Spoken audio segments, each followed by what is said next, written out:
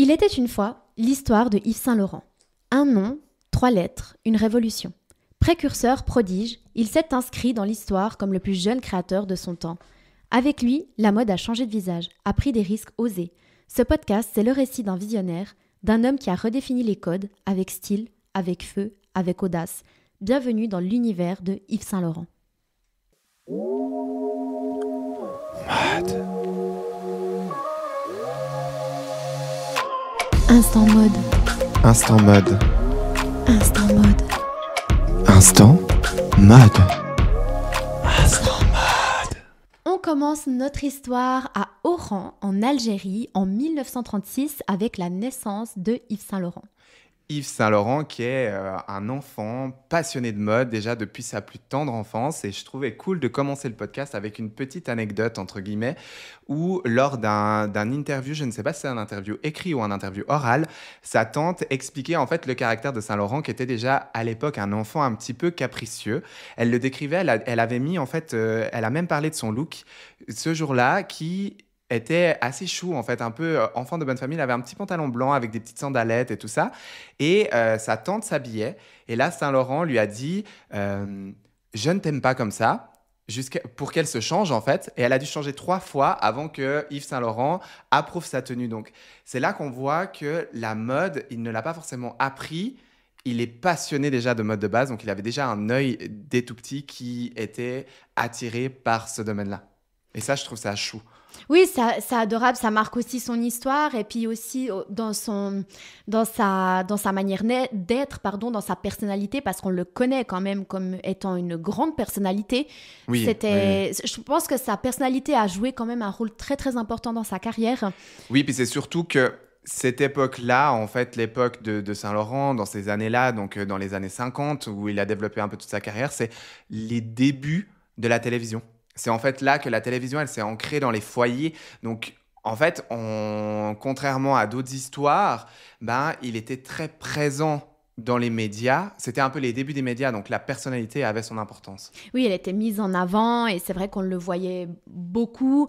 Oui. Et je pense que justement, ce côté caractère qu'il avait, finalement, se mélangeait très bien avec son côté un peu plus renfermé, un peu plus timide. Oui, et après, on le verra aussi plus tard dans le podcast, mais c'est vrai qu'il avait aussi parfois des choix ou même des prises de position qui montrent aussi, puis qui définissent très bien finalement la personne qu'il est. Oui, tout à fait, ouais. On va continuer ensuite à 17 ans où c'est qu'il va faire un concours qui est le concours international de la laine à Paris. Et donc là, il va gagner, il le fait 2 fois ce concours. La première fois, il va gagner la 3e place dans la catégorie robe. Et c'est la 2e fois où il est en compétition avec Karl Lagerfeld qui gagne la 1re place. Donc, c'est déjà un peu leur première rencontre à l'âge de 17 ans. Après, on reviendra plus tard dans le podcast sur le chapitre intéressant, entre guillemets, qu'on va pas passer 3 heures. Sur la rivalité, voilà, exactement. Les histoires, le triangle et tout. Mais ce qui est intéressant, c'est que finalement, ils se connaissent quand même à ce moment-là, donc très jeunes, et où les deux n'ont pas encore de carrière, finalement. C'est ça, et ils disaient qu'à cette époque-là, ils étaient amis. Ils ont créé une légère amitié, amicalité. Oui, parce que je vais pas en dire trop maintenant. Oui, je vais le garder. Ça, c'est notre problème. On s'emballe, on s'emballe assez facilement. C'est pour ça qu'on a sorti, regardez quand même nos nouvelles petites cartes. Dont on est très fiers. Voilà, pour éviter qu'on soit sur nos téléphones déjà et pour en fait un petit peu plus se structurer. Donc tu disais que 2 fois il a fait le concours. Oui, mais les 2 fois dans la catégorie robe. La première fois, il gagne la 3e place et la seconde fois, il va gagner la 1re place. Ensuite, en 1955, il part officiellement à Paris pour aller s'inscrire vraiment à la chambre syndicale de la mode. Oui. Et c'est là où c'est que vraiment, on va dire, où sa carrière, elle va débuter, vraiment, où elle va commencer. C'est ça. C'est comme si vous avez vu en fait notre première histoire avec Gabrielle Chanel. Si c'est pas le cas, je vous invite à aller le faire parce qu'on y a passé beaucoup de temps et c'est notre tout premier, on était tout contents. Et on l'a dit dans ce podcast, c'est qu'en fait, avoir du talent, c'est une chose. Avoir des études, c'est une autre chose aussi.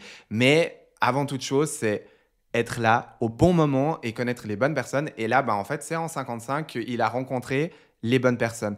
Premièrement, il avait rencontré le directeur artistique, enfin non, comment on appelle ça ? Rédacteur en chef de Vogue. Et grâce en fait à ce contact de Vogue, il a en fait connu Christian Dior par l'intermédiaire de. Et ça, je trouve ça cool parce que actuellement, il y a une petite anecdote, enfin une petite phrase, je sais pas comment on peut appeler ça, qu'on dit, on est à 5 téléphones du président. Donc en fait, si tout le monde prend un contact un peu connu dans ses contacts, on serait amené à pouvoir avoir le numéro du président. J'ai jamais testé de faire ça, mais je me dis que finalement, c'est vrai enfin, tu vois, de contact en contact, tu y es vite. Oui, après, je pense que c'est aussi une question peut-être de comment je dirais. Tu sais, nous, en Suisse, déjà, pour demander un numéro, limite, c'est un petit peu... on n'ose pas trop. On n'ose pas trop. Et alors que c'est vrai que, par exemple, dans d'autres pays, c'est tout de suite... tiens, tu sais, je te présente un tel et tel, un tel et tel. Aux États-Unis, c'est très comme ça, Aux États-Unis, même à Paris, franchement, ayant vécu à Paris, les gens, ils n'ont pas du tout ce côté... J'oublie cette partie de ta vie, toujours. Ta petite vie parisienne. Ouais. Ou d'ailleurs, j'ai pu aller voir le musée Yves Saint-Laurent, qui est incroyable. Ah, trop bien. À Paris, qui est dans ses anciens ateliers. Oui, justement, quand on dira... Mais c'est vrai qu'à Paris, à l'époque, il faut s'imaginer qu'on n'avait pas les réseaux sociaux, il y avait les téléphones, donc du coup, tiens, je te donne le numéro 2. Mais c'était plutôt... Enfin, il y avait les téléphones ? Oui, bien sûr. Je viens de dire qu'il y avait la télé qui arrivait dans le... Mais en fait, c'était beaucoup par événement, tu sais. Il y avait beaucoup d'événements à l'époque, chose que maintenant... Ce qui manque un peu. Finalement, maintenant, nos événements qui arrivent, c'est les événements d'influenceurs, les événements presse et tout ça. Mais avant, c'était des événements mondains, là où il fallait être pour justement je sais pas s'il y a toujours autant d'événements mondains maintenant. Parce qu'on n'est pas dans ce milieu-là, donc il doit avoir... Ouais. À Paris, c'est vrai qu'il y a toujours beaucoup de choses, ça bouge beaucoup, les gens se regroupent beaucoup. Voilà, c'est ça. Chose que chez nous, on connaît un peu moins. Nous, on est famille. Plutôt famille, exactement, les gens sortent moins. Et donc, il connaît Christian Dior, il commence comme étant son assistant, et en 1957, il y a le tragique décès de Christian Dior, et là, Yves Saint-Laurent prend la place officielle de directeur artistique. Donc là, c'est vraiment une très grosse place pour une personne de son âge, et il devient 21 ans, il devient officiellement le plus jeune créateur du monde à ce moment-là. Oui, puis ce qui va l'aider à le propulser, c'est qu'en fait, le fait qu'il devienne le directeur artistique de la marque, c'est une chose. Mais avec sa première collection en 1958, donc quelques mois après le décès de Christian Dior, il va présenter sa première collection en tant que Yves Saint-Laurent chez Dior. Et ce que les gens ne savaient pas trop, c'est va-t-il en fait amener sa patte ? Va-t-il faire du Christian Dior ? Ou va-t-il faire en fait finalement un mix des deux ?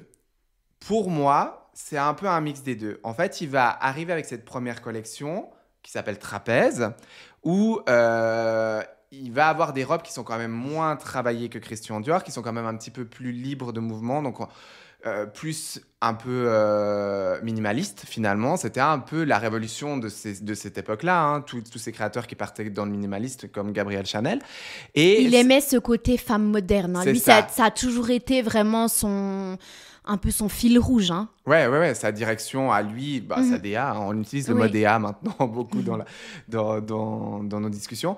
Et ça rompt quand même un petit peu avec le look, enfin avec l'era New Look de Christian Dior. Et toutes les anecdotes, donc il y avait pas mal de presse aussi américaine qui était venue à ce défilé et tout ça. Et il y a beaucoup de gens qui ont pleuré, donc parce qu'il y avait quand même aussi une dimension un petit peu théâtrale du fait que c'était le premier... défilé après la mort de Dior, donc tout le monde s'attendait à voir Dior. Super important. Voilà. Et en fait, il a commencé sa carrière en apothéose parce que tout le monde a pleuré, tout le monde a applaudi, il y avait de l'émotion, sa collection était émotive. Et là, ça a lancé direct sa carrière. Puis je pense que pour un jeune créateur, le fait que ton premier défilé, tout le monde pleure et que la presse t'encense, ça te fait pousser des ailes, clairement. Et il va gentiment, dès le début, amener sa patte très sombre. Il aime beaucoup le noir, il le dit, hein, c'est une de ses couleurs préférées. Il aime aussi beaucoup tout ce qui est géométrie. Ça, c'est aussi quelque chose c'est aussi un de ses fils rouges. Parce tu parlais d'Égypte trapèze, voilà, il adore l'art, il adore la culture, il adore l'histoire. Et c'est vrai qu'on le voit. D'ailleurs, maintenant aussi, on recommence à voir un peu toutes ces formes, hein, ces structures de vêtements, vraiment. Oui, je parle pas de motifs, je parle vraiment de structures de vêtements qui sont... très structurés, qui sont très géométriques. Et ça, pour moi, c'est très Yves Saint-Laurent. Et c'est vrai que de l'avoir vu chez Dior, c'est presque un petit peu décontenançant parce que du coup, il a vraiment mis sa personnalité dedans. Oui, c'est ça. Il n'a pas gardé vraiment l'ADN de Christian Dior, comme tu as dit. Il a enlevé ce côté corset, il a enlevé ses robes presque trop chic, presque trop... Oui, et puis il rompt en fait ce style-là. Par exemple, pour donner un exemple typique, en 1960, il fait son premier blouson en cuir qui, pour moi, s'éloigne et qui impose ce qu'il est maintenant. Oui, exactement. Et c'est vrai que c'est l'opposé de ce que faisait Christian Dior à l'époque. Ouais. Parce que tu pouvais trouver du cuir, mais un blouson en cuir, c'est vraiment quelque chose qui a été tiré du vestiaire masculin. Oui, et Christian Dior, et Yves Saint-Laurent, on va dire, c'est vraiment un peu sa spécialité, ce côté un peu androgyne. Oui, c'est ça. Ce mix entre le côté homme et le côté femme. Mais je trouve que ce qui était très malin, justement, de la part de la maison de couture de prendre Yves Saint-Laurent, c'est que ils savaient que ça allait un peu chambouler les codes de la maison, mais ça leur a permis d'avoir en fait cette notoriété un petit peu plus mainstream, comme on dirait maintenant, qui fait que la maison, elle a pu persister. Je suis pas sûre que s'ils avaient choisi une personne qui aurait recopié ce que Christian Dior faisait à l'époque, que la maison, elle aurait peut-être tenu autant de temps. Elle serait peut-être partie dans l'oubli, qui sait. Hein. Mais parce que je pense qu'aussi on était avec on l'a aussi, je vais pas revenir là-dessus, mais on a aussi parlé du coup de Gabrielle Chanel. On était quand même dans cette ère où les femmes étaient très classe, mais où elles ont commencé à vouloir des choses plus simples. Et lui, il est arrivé à ce moment-là. Il est dans ce moment où le Paris est intéressé par l'art, le Paris veut du nouveau, le Paris chic, quoi. Tu as parlé donc du premier blouson en cuir, mais 1960, ça a aussi été une date très importante puisque ça a été en fait un peu le début de la guerre en Algérie. Je crois pas le début, mais bref. Il y avait la guerre en Algérie dans cette période-là. Voilà. Je crois qu'elle a pris une dimension un peu différente et donc du coup, Yves Saint-Laurent, il a été appelé pour aller faire la guerre. Il est ensuite donc tombé en dépression. Je pense que peut-être un peu ce milieu... C'était une personne très dépressive. Hein. Oui, alors ça, il a toujours eu des soucis. Vous le verrez tout au long de sa carrière et puis on le voit dans les interviews. C'est quand même quelqu'un... Après, c'est une période... On reviendra après par la suite, mais c'est quand même une période où sortie, débauche, drogue était très présente dans les milieux mondains parisiens. Oui, et je pense aussi certainement mauvaise fréquentation, de par justement... le milieu gay, point. Voilà. Faut mettre les termes.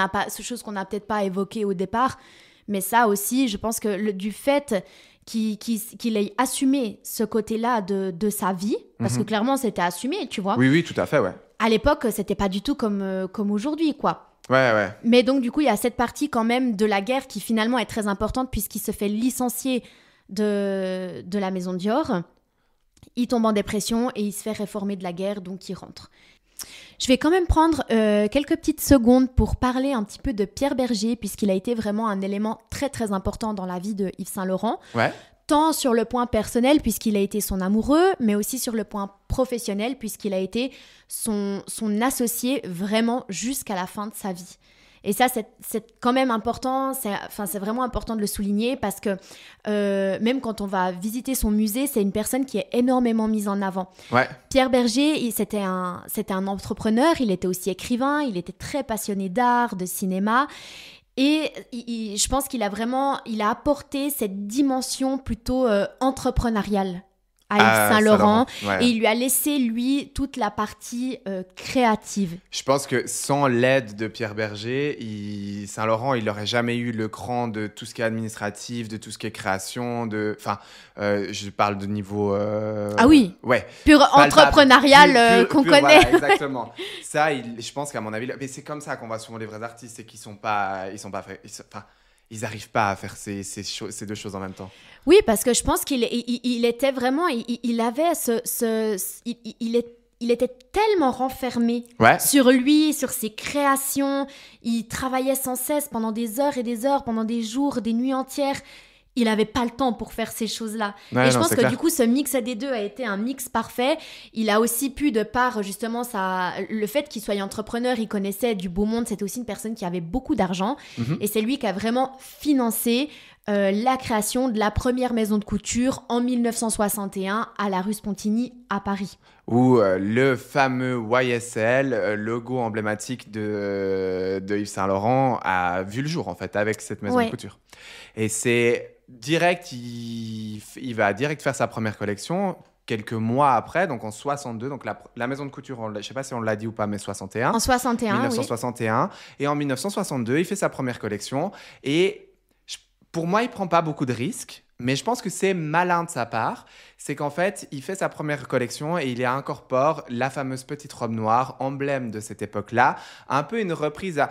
Je suis désolé, on met Chanel dedans, mais c'est parce qu'en fait, finalement, ils sont un peu ces deux époques qui s'entrelacent. Même Chanel, à un moment, dit qu'elle, juste avant de mourir dans les fins de sa vie, elle dit que Yves Saint Laurent, en fait, pourrait être son héritier artistique, pas héritier de la maison, mais héritier artistique en termes de goût. Et c'est fou parce que, donc, il fait cette première collection avec une petite robe noire dedans. Mais finalement, ce qui est drôle, parce que quand on regarde les collections de Chanel et les collections Yves Saint Laurent, même au niveau de la vision, on est quand même un peu, pas aux antipodes, mais on est sur des choses fondamentalement différentes. Oui, mais il y a quand même ce code de less is more et de praticité et de femme de pouvoir, tu vois. Dans les idéaux. Je pense que c'est plus dans les idéaux que dans le graphisme. Oui, t'as raison. Oui, exactement. C'est plus dans la vision, je pense. La vision que Gabrielle Chanel, à l'époque, elle avait revendiquée et qu'elle revendiquait très fort, en fait, finalement. Oui. Et donc, cette première collection, elle a fait fureur parce que la presse l'a dit que c'est une des plus belles collections qu'il y a eu depuis Chanel. Donc, il n'y a pas de plus beau compliment à cette époque-là que d'être comparé là-dessus. Oui, je pense aussi. En 1964, la maison Yves Saint Laurent arrive avec un parfum, ce qui est très précurseur pour l'époque.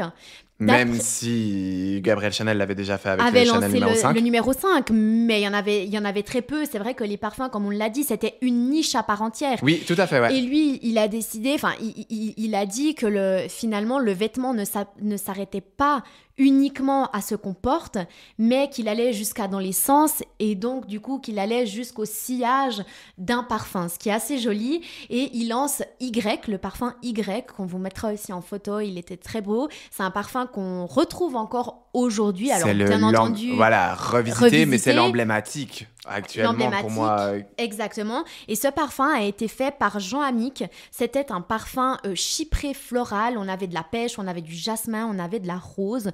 Donc, on avait aussi des aldéhydes comme chez Chanel, l'aldéhyde qui va vraiment permettre de soutenir en fait les notes d'un parfum. Et ça, c'est vrai que c'était quand même une technologie à l'époque qui était assez intéressante et du coup, il a bien fait de la mettre en avant.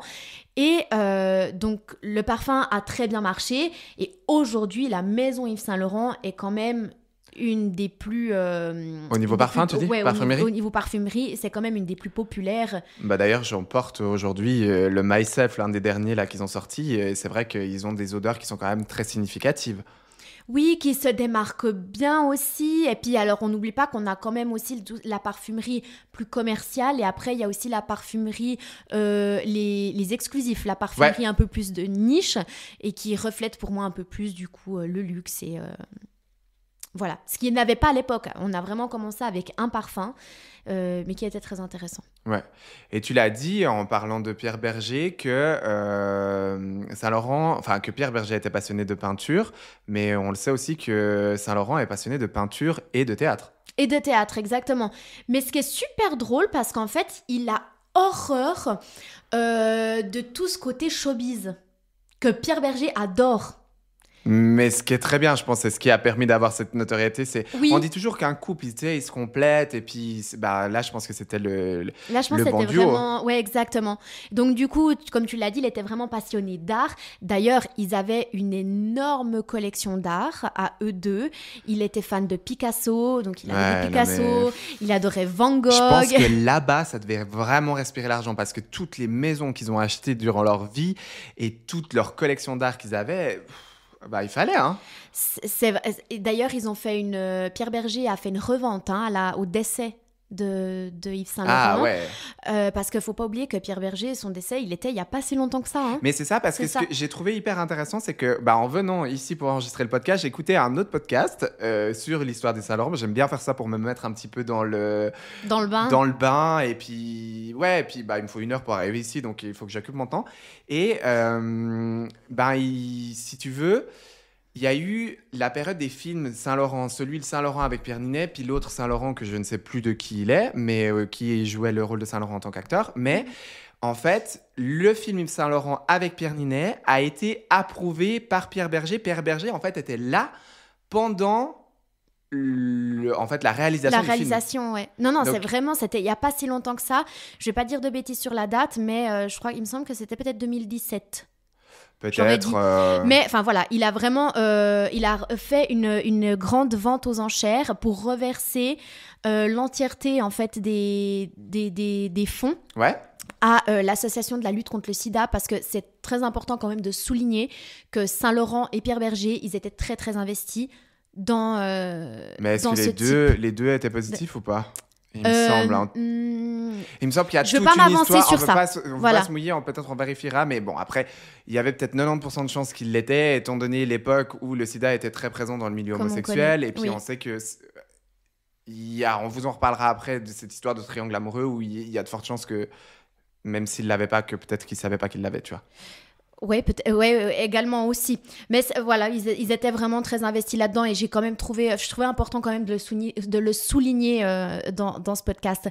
Mais du coup, cette passion en fait pour l'art et pour le théâtre a mené justement à sa collection Hommage à Mondrian. On vous montre aussi un petit peu la collection, ça va tout de suite vous parler. Voilà. C'est ça, pour moi, quand on dit c'est quoi la mode des années 60, c'est cette robe que je mets. C'est géométrie. Ces couleurs, vraiment des couleurs très pop, hein. On a du bleu, on a du jaune, on a du rose. Ces couleurs qu'ils ont repris avec le dernier défilé Saint-Laurent qu'on a parlé dans notre podcast sur les 10 choses à retenir de la Paris Fashion Week. Exactement. Petit rappel. Ouais. Mais c'est ça qui est super intéressant en fait dans les maisons de couture, c'est qu'ils vont très souvent rechercher dans les archives pour ils vont dans l'essentiel de ce qui a marché. Exactement. Ce qui a marché. Parce que de nouveau, on revient à ce côté ADN qui finalement est intéressant, et quand tu veux te positionner sur une marque, quand tu aimes une marque, quand tu veux... tu veux son essence. Tu veux son essence, exactement. Ouais, complètement. Et là, on voit 65-66, c'est un peu une grande année de création pour lui. Pour vous donner 2-3 petits éléments en place, donc 65, moi, il y a une robe que j'ai envie de vous parler, c'est la robe en tricot, la mariée en tricot, qui est, on le connaît, à la fin des défilés, les robes de mariée, c'est très présent, donc ça, Saint-Laurent le faisait. Et il a fait cette fameuse robe en tricot inspirée des poupées russes un peu. Et moi, je trouve ça drôle parce qu'elle a un peu, visuellement pour moi, plein de connotations qui pourraient ne pas forcément faire très flatteur. Pour moi, vu cette forme un petit peu phallique, un peu conique, ça fait vraiment penser à un préservatif, à un coton-tige. Enfin, j'ai plein de références comme ça qui sont pas du tout... Ça me fait penser à un œuf. Ah bah ouais, aussi un œuf, c'est plus élégant. Vraiment. Un œuf, en plus, elle est blanche. Apporte de l'élégance. Merci, s'il te plaît. Elle me fait vraiment penser à un œuf. Oui, puis elle est très très belle parce qu'elle a joué sur plein d'éléments de tricot. Et là, moi, je vais apporter une autre petite référence un peu. Parce que je l'ai dit au tout début des podcasts et tout ça, que je veux t'apporter cette culture cuir que tu n'as pas encore. J'ai pas du tout, même. Tu n'as pas du tout. Et une drag queen française, la Grande Dame, qui est une des... tu m'en as déjà parlé souvent. Je t'en ai déjà parlé, je la trouve incroyable.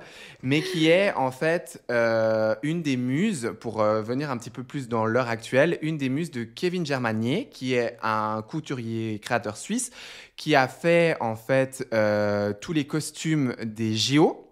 Et qui fera aussi les costumes des...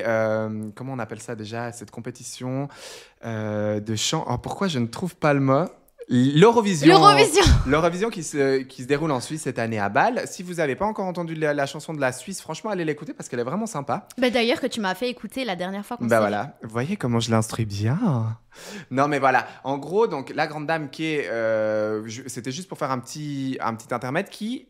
a en fait repris lors d'une de ses compétitions de drag queen la fameuse robe en tricot de Yves Saint Laurent en la jouant un petit peu plus humoristique, justement avec ce côté un peu préservatif, coton-tige et tout ça qui, voilà, Je vous mettrai une petite référence. Qui sort vraiment de l'ordinaire. Oui, mais c'est ça que j'aime bien. Oui. C'est quand on peut prendre... Enfin, tu vois, typiquement, Saint Laurent, lui, il a pris son inspiration du Mondrian, du monde du pop art. Par exemple, pour ressortir dessus, il a fait en 66 une collection inspirée de cette mode pop art. Il s'en inspire, il en fait quelque chose. Les drag queens, qui sont peut-être un peu plus sur l'humoristique, elles vont prendre des éléments de la mode et de l'art pour les amener dans leurs éléments à eux. Et dans leur univers, et en faire quelque chose d'un peu plus... Et c'est ça que je trouve beau dans ces domaines-là, et qui... Voilà, qui fonctionne finalement, qui fonctionne. Parce que c'est vrai que là, ça a fonctionné pour lui, mais c'était à l'époque. Aujourd'hui, c'est ce qu'on fait. Comme on a dit, on réinvente pas la roue. Il faut s'inspirer des choses qui fonctionnent. Pour moi, le secret du succès, il est là-dedans. Il se fait à ce moment-là. Même si, tu vois, on l'a dit, Chanel, Saint-Laurent, c'était quand même un peu des précurseurs. Typiquement, en 1966, il a fait le premier smoking. Donc, initialement, le pour smoking... Femme. Oui, pour femmes, c'est ça. Pour femmes, ouais. Parce qu'initialement, le smoking, c'était une tenue de fumoir pour hommes. Et là, on le retrouve dans un défilé. C'était l'apothéose, au niveau du luxe, quoi. Oui, et surtout de faire un vêtement d'homme... Enfin, de faire un vêtement de femme, inspiré du vestiaire du vestiaire masculin. Ouais, non. Donc, et déjà il va le faire plusieurs fois. Ça, tu reviendras dessus après. Il l'a fait plusieurs fois et finalement, c'est devenu sa signature. Oui, c'est vrai que maintenant, on le met en avant. C'est clairement devenu sa signature, on le met en avant. Après, c'est vrai qu'en 1968, on a quelque chose là qui devient assez intéressant puisqu'il lance sa première collection Rive Gauche pour hommes. Et là, on a vraiment un vestiaire masculin. Là, il se lance vraiment dans les vêtements haut de gamme pour hommes. Oui, mais sans être du luxe. Voilà, pour revenir là-dessus, c'est que, en fait, ce qu'on n'a pas dit pour l'instant encore, c'est qu'en 66, dans ces années... Oh, j'ai tapé le micro, pardon, excusez-moi. En 66, il fait en fait la première collection de prêt-à-porter.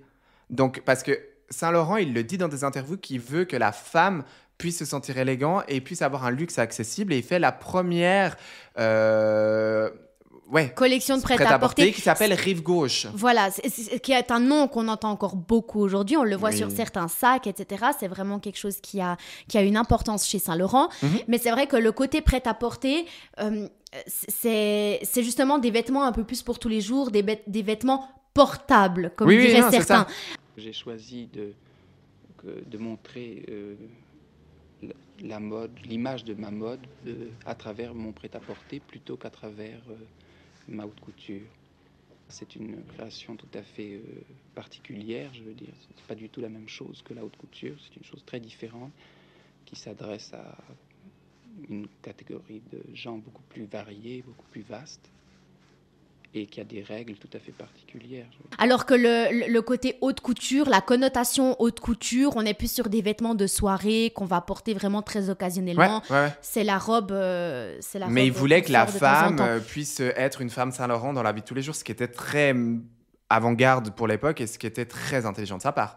Oui, et dans le prêt-à-porter, on a aussi en 1968, du coup, la création de la saharienne, qui est un vêtement phare de chez Saint-Laurent, qui n'a pas été forcément vu d'un très bon œil au départ, puisqu'il a vraiment cette allure un petit peu de vêtements de guerre, de vêtements qu'avaient les soldats dans le désert, avec ce tissu, c'était du coton, donc on a quand même cet aspect, c'est léger mais c'est assez structuré, avec des poches, et en fait les gens le voyaient trop un peu comme un vêtement de guerre, et c'est vrai qu'à cette période-là, on a parlé justement de la guerre d'Algérie, enfin il y avait pas mal de choses qui se passaient. C'était un peu compliqué au niveau de la controverse, c'était des sujets un peu de l'époque où tu devais faire attention, comme nous, on a nos sujets de l'époque actuelle où on doit faire attention avec le féminisme, l'identité de genre et tout ça, voilà. Sauf que là, il est vraiment venu avec ça, mais il l'a vraiment mis en avant. Hein. C'est vraiment, ça a été un vêtement qui a eu vraiment sa place. Et les médias l'ont aussi catégorisé, enfin, l'ont aussi mis dans ce côté un peu tourmente, un peu bad buzz par rapport à... Mais ce qui était finalement très malin, parce que ça lui a donné encore plus de la notoriété qu'il n'avait déjà. Les années 1970 ont été aussi des années assez chargées pour Yves Saint Laurent lui-même, mais aussi en tant que maison de couture.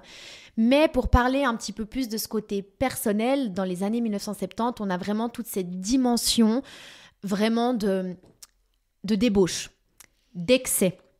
L'image que j'ai de Saint Laurent de base, moi. C'est ça, en fait. Je pense que c'est vraiment l'image qu'on a tous. En fait, Saint Laurent, il se sentait très seul. Malgré le fait qu'il ait vécu toute sa vie en couple, alors il y a eu plusieurs ruptures, mais ils sont toujours revenus ensemble. Il était très entouré finalement des médias, d'autres créateurs, enfin vraiment plutôt dans le domaine business, mais en tant que c'était pas vraiment qu'avec quelqu'un qui avait beaucoup d'amis. Mais je pense que c'est des amis par intérêt et c'est ça qui est un peu difficile à gérer. Par intérêt et qui ont amené justement à cette débauche, à toute cette dimension de soirée au palace avec la drogue, etc. Ça a été vraiment quelques années très compliquées, mais qui finalement, encore une fois, ont marqué les esprits parce que c'est l'image qu'on a de lui, qu'on a gardée de lui, malheureusement. Oui, c'est ça. C'est ça, et c'était une période, les années 70, pour lui, qui était sulfureuse. Moi, je trouve que le terme sulfureuse, c'est un terme qui marche bien pour ces années-là. Et la seule chose stable, finalement, qui est un petit peu avec lui, c'est ses appartements, ses maisons, enfin, sa vie avec Pierre, qui, malgré ces petites ruptures, c'est un peu la seule constante. Et en 1970, ils ont acheté, en fait, rue Babylone, un duplex que j'avais juste envie de montrer parce que ils avaient dans ce duplex une collection d'art qui était juste gigantesque. Et puis... ils avaient aussi un super goût pour la déco. Mais c'est ça. Puis ce que je trouve cool, c'est le fait de voir les appartements des créateurs. Ça nous permet d'en savoir plus sur leur identité, sur leur personnalité aussi. Et puis, on en a déjà parlé, toi et moi, mais j'ai trop envie de le faire, mais je ne sais pas quand c'est que je vais le faire, de faire un podcast sur les appartements des créateurs ou les appartements des stars et tout ça. Tu sais, faire d'ailleurs, j'ai trop hâte. Parce que c'est vrai que toi, tu as vraiment cette casquette, du coup, d'architecte, de déco, etc. Ouais. J'ai absolument aucune compétence là-dedans. Après, mais j'adore manque ça. de référence. Non, vraiment, j'adore ça et je pense que ça peut vraiment intéresser et ça apporte aussi toute cette dimension visuelle au podcast. Tu tiens ta carte à l'envers d'ailleurs, Anaëlle, si jamais. c'est là qu'on voit que c'est chou. C'est tellement toi. Non, c'est pas vrai. C'est juste que tu t'étais pas du tout en train de lire tes cartes et que... non, c'est parce que du coup, en fait, je me rends compte que mon texte est à l'envers. Voilà, écoute. C'est pas grave, c'est spontané. C'est spontané. Et donc, moi, je reviens direct sur Saint Laurent avec son amour pour l'art, on le voit au niveau de...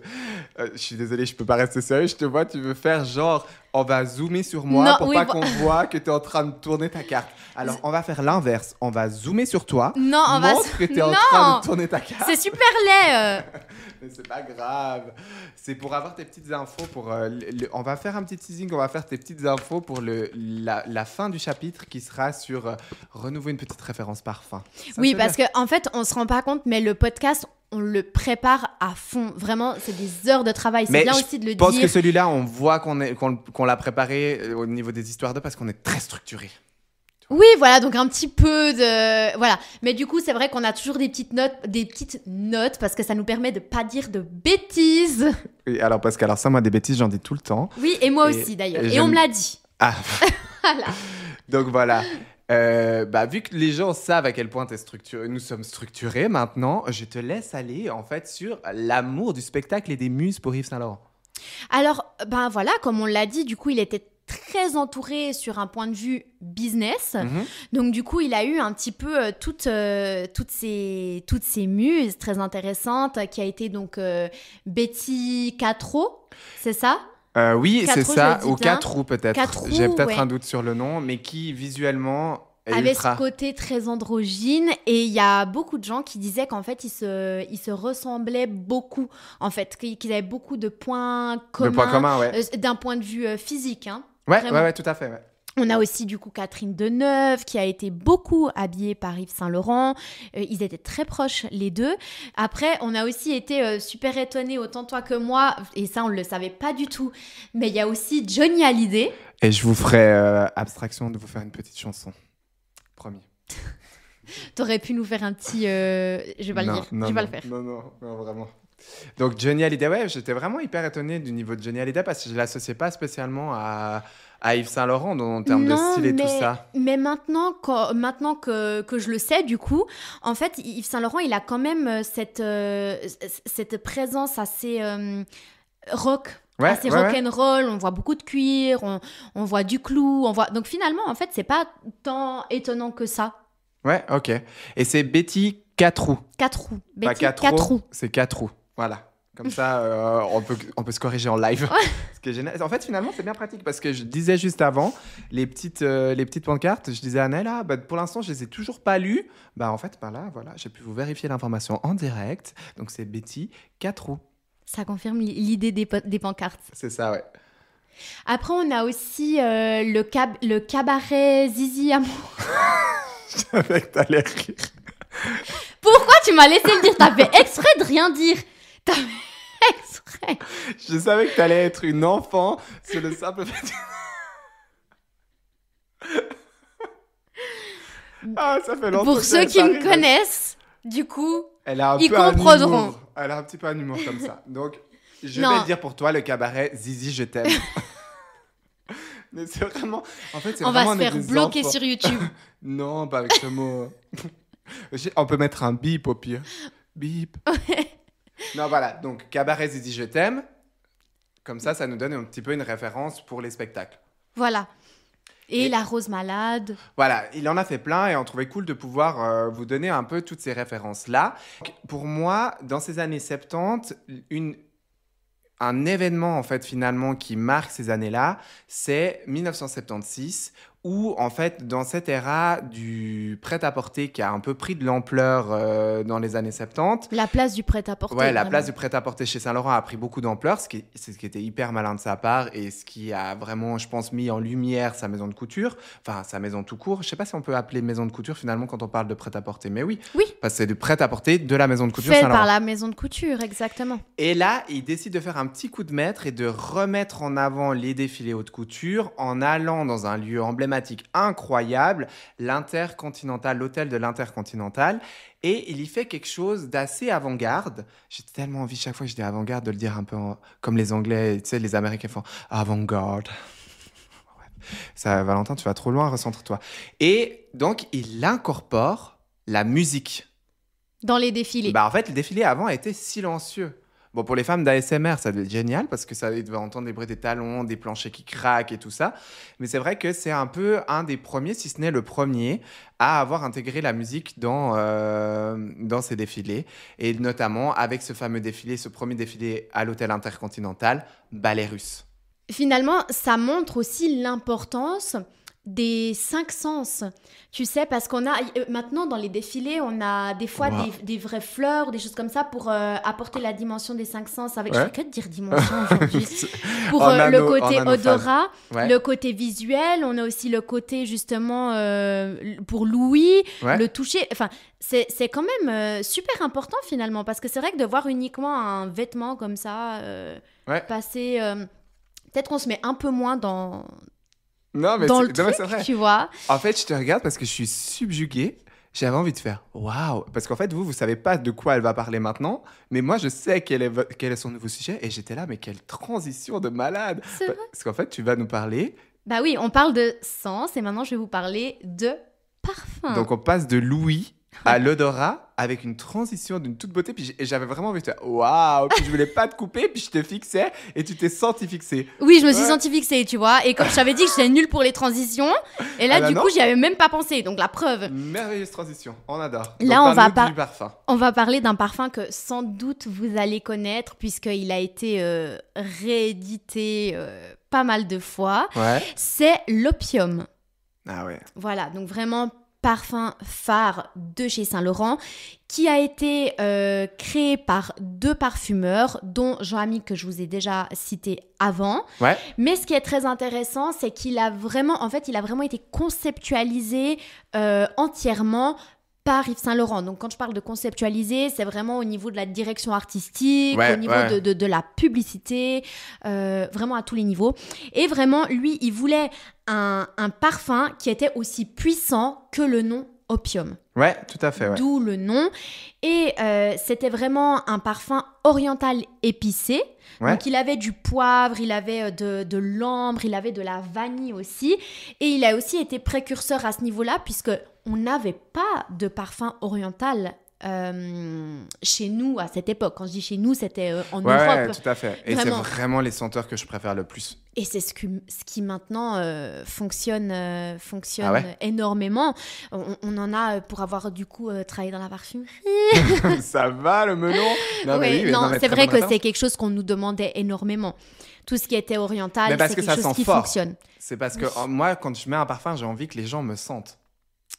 Oui, alors on a les parfums qu'on appelle les parfums de sillage.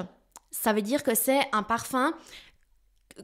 ça va pas me prendre le nez maintenant quand tu es à côté de moi, mais quand tu passes, quand tu es en mouvement, le parfum, il va vivre, il va bouger.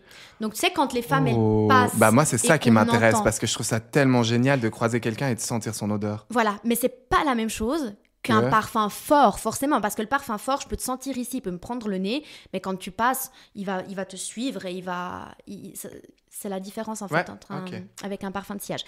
Mais du coup, pour revenir à cet opium, ça a vraiment été un coup de génie marketing, puisqu'en plus de ça, connaissant un petit peu la bête, avec toutes ces histoires de drogue, etc., il a vraiment été pointé du doigt par les médias en l'accusant de faire la propagande de la drogue par rapport forcément au nom du parfum. Ouais. Mais finalement, en fait, il a vraiment puisé son inspiration dans tout ce côté un peu asiatique, orient, etc. Ouais. Ce qui est hyper intéressant, et en fait, j'avais envie de donner une référence au niveau du parfum que j'ai totalement oublié de donner au tout début, c'est qu'en fait, au tout début des années 70, il avait fait déjà un scandale avec les parfums rive gauche pour hommes et pour femmes, parce que Yves Saint Laurent lui-même avait posé nu pour le parfum. Et ça lançait en fait ces années 70 un peu sulfureuses avec Yves Saint Laurent nu pour sa campagne de parfum. On peut aussi parler de l'amitié entre Yves Saint Laurent et Karl Lagerfeld, qui a été une amitié très tumultueuse, étant donné que c'était un petit peu « je t'aime, moi non plus ». Au début, ils étaient plutôt copains, après pas copains, et en fait il y avait vraiment toute cette dimension de rivalité, mais il y a eu aussi un petit peu le triangle amoureux. Tu vas nous en parler un petit peu après. Mais ils avaient étonnamment quand même pas mal d'admiration pour le travail l'un de l'autre. Ils ont quand même commencé en même temps, avec la même passion, dans les mêmes années. Ce qui est quand même assez dingue. Ils ont été propulsés sur le devant de la scène en même temps. Tout était propice pour que ça soit des monstres potes, finalement.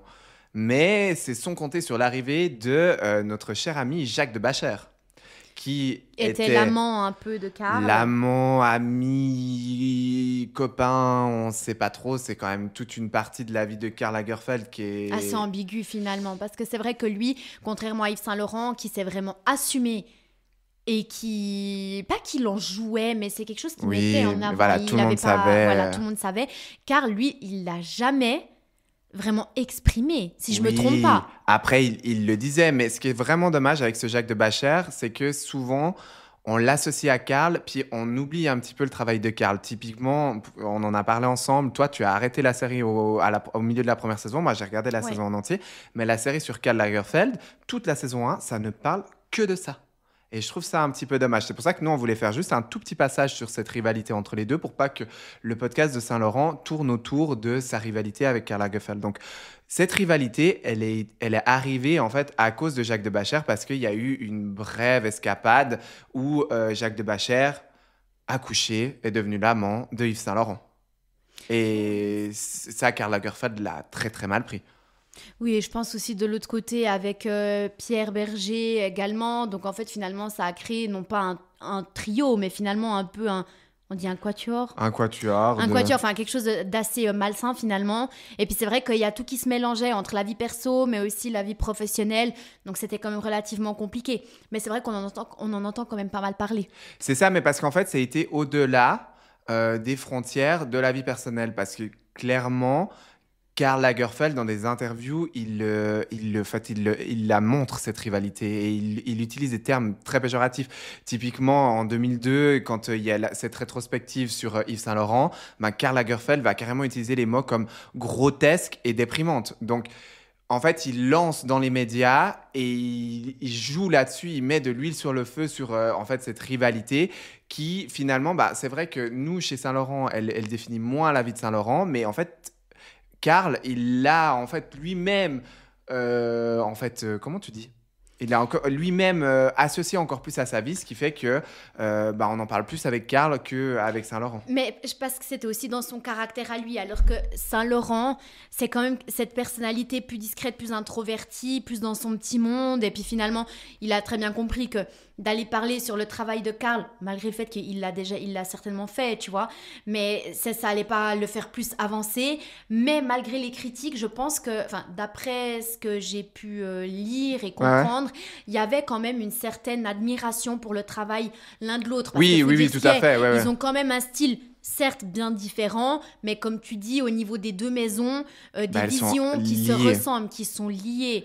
Sans cette note justement du milieu homosexuel, etc., peut-être que les choses se seraient mieux passées.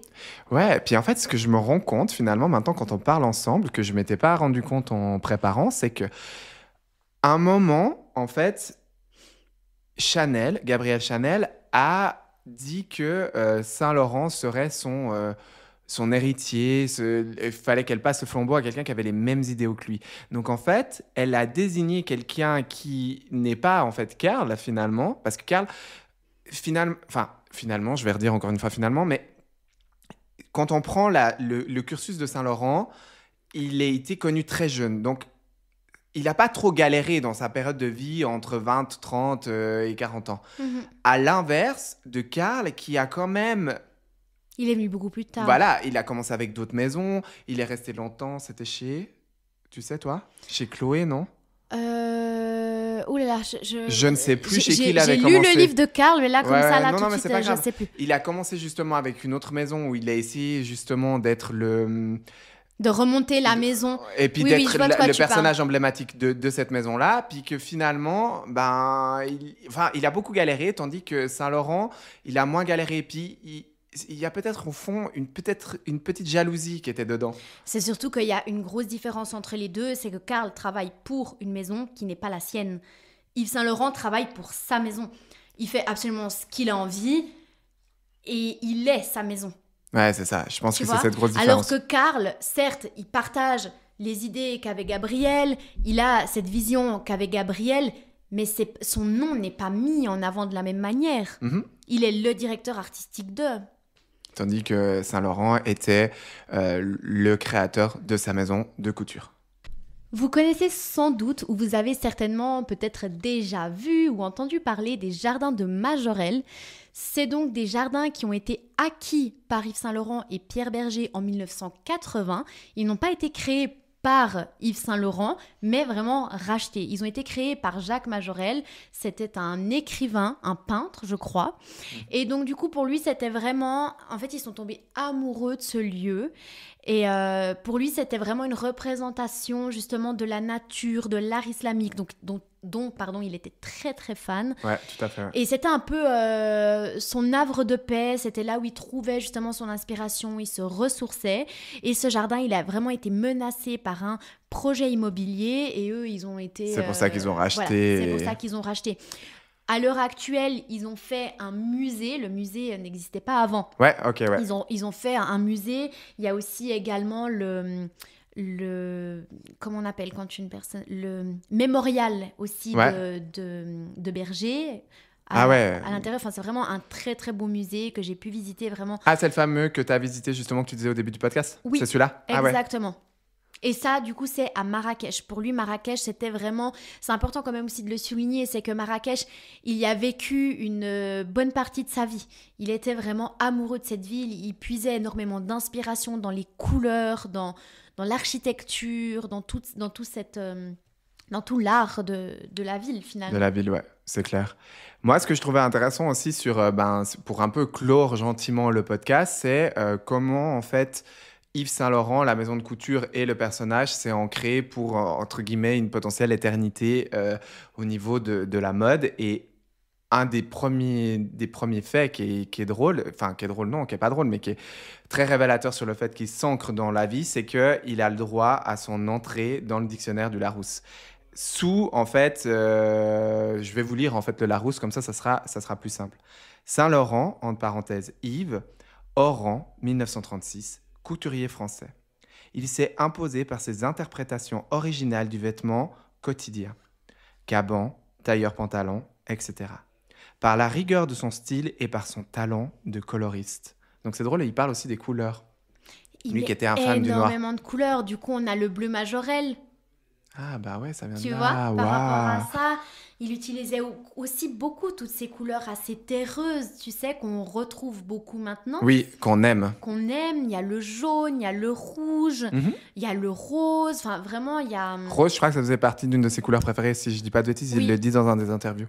Bah, on voit beaucoup, mais par exemple, je crois que il y a un de ses parfums qui est l'écrin, il est rose. Enfin, vraiment, c'est une couleur qui le suit beaucoup, bien qu'on le connaisse plus sous du noir. Oui, c'est vrai, mais parce qu'il a commencé avec ça, puis en fait, après, il s'est amusé un peu plus, quoi. On a aussi, en 1983, avec l'Expo internationale du Met, bah oui. c'est ça, qui ont fait une rétrospective, et c'était la première fois qu'une rétrospective se faisait sur un couturier de son vivant. Donc ça aussi, c'était quand même... Ça, c'est quand même dingue. Quand tu te dis, tu entres dans une personne iconique alors que tu es encore en vie. Tu vois ? Tu te rends compte de la sensation que c'est ? Oui. Il y avait eu ça avec quelqu'un par rapport à un film. Je crois que c'était une histoire de biographie, puis enfin, je sais plus quoi, qu'est-ce qui s'était passé, la personne était vivante, c'était hyper... Typiquement, bientôt, il y aura Britney Spears. Ils veulent faire un biopic sur Britney Spears. Ouais. Qui est encore vivante. C'est peut-être ça que je pense. On en a parlé dans un podcast, on en a certainement parlé, peut-être. Ouais. C'est vrai que c'est des choses assez rares, mais du coup, finalement, ça montre justement l'influence, ça montre l'intérêt qu'il y avait pour ce personnage à ce moment-là. Tout à fait, ouais. Et puis, il faut aussi dire une chose, c'est qu'il a réussi à s'internationaliser quand même assez rapidement. Là, on parle quand même des États-Unis. C'est ça qui est dingue. C'est ça qui est dingue. Donc, finalement, il y a pas mal de repères comme ça qui sont assez intéressants. Il fait aussi son entrée en bourse en 1989. C'est un truc qui, pour moi, marque encore plus le fait que la maison, elle est imposée.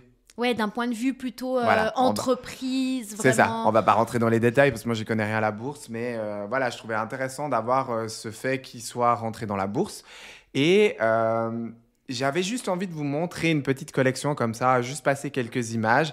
C'est qu'il a fait en 1990 une collection, si je dis pas de bêtises, qui est printemps-été. Je vais peut-être juste revérifier printemps-été de 1990, où en fait, il rend hommage à différentes personnalités qu'il a admirées tout au long de sa carrière. Typiquement Marilyn Monroe, Catherine Deneuve, je ne vais pas dire Zizi, mais je vais le dire, comme ça tu ne rigoleras pas.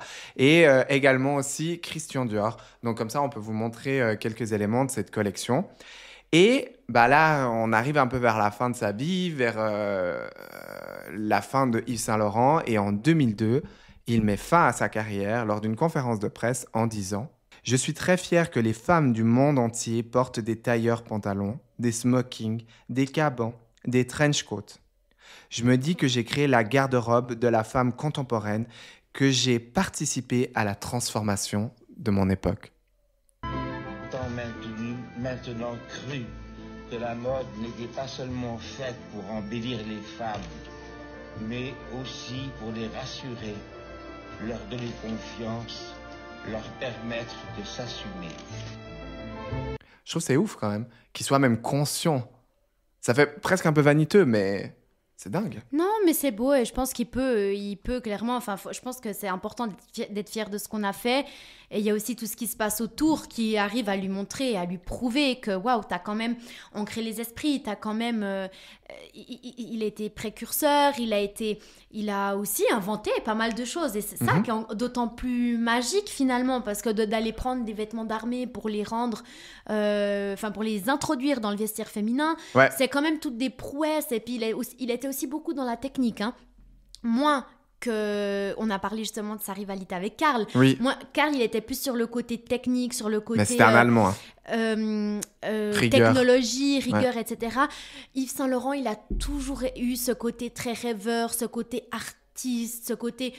voilà, je m'inspire d'un tableau, je m'inspire d'une sculpture, je m'inspire de tout l'art qui m'entoure pour arriver à quelque chose. Finalement, la technique, c'est important, mais lui, c'était vraiment ce côté arty qui l'intéressait et qui faisait de lui ce qu'il était. Malheureusement, en 2008, il décède d'un cancer du cerveau. Mode. Instant mode. Instant mode. Instant mode. Instant mode.